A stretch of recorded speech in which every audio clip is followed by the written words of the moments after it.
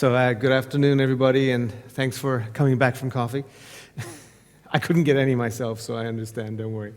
As I mentioned in the panel a little while back, we tend to forget how young our discipline is sometimes. And this is the state of the art in 1949. And the reason I picked this is not because this was the first computer by any means, or nor because it was the first electronic computer even, but it was the first computer to execute a stored program. And that was a game changer because it meant that now software could be used to adapt our systems as they executed, okay? This was the game changer in that it allowed us to make changes at runtime rather than having predefined programs beforehand.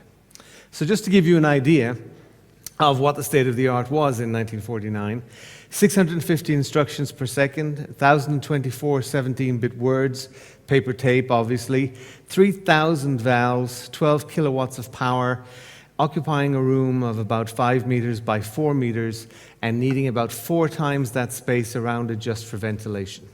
Okay? In 1951, the British government conducted a survey, and they concluded that they would only ever need 3 of these machines for the entire country. Okay? If you have a smartphone in your pocket, you have tens of thousands of times this machine. Okay?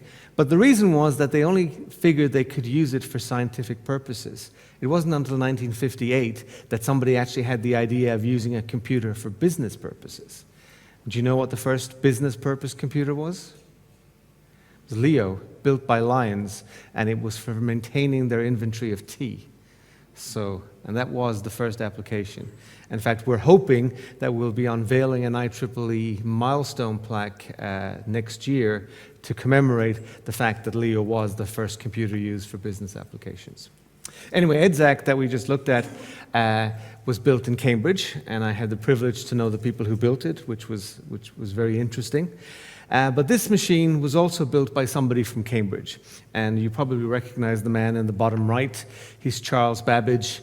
There was a bicentenary a few years ago which attracted a lot of attention.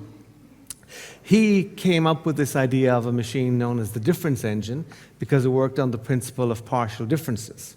Now, he only built several parts of it, and the parts he built were successful. The problem he had was in constructing the brass cogs and wheels that he needed, and it is claimed that if he had the technology back then that we have now and could make those much more accurately, then he would have actually been able to build the entire machine. Just to give you an idea, one part of it on the top left, the gentleman standing next to the machine is Doran Swade, who's the former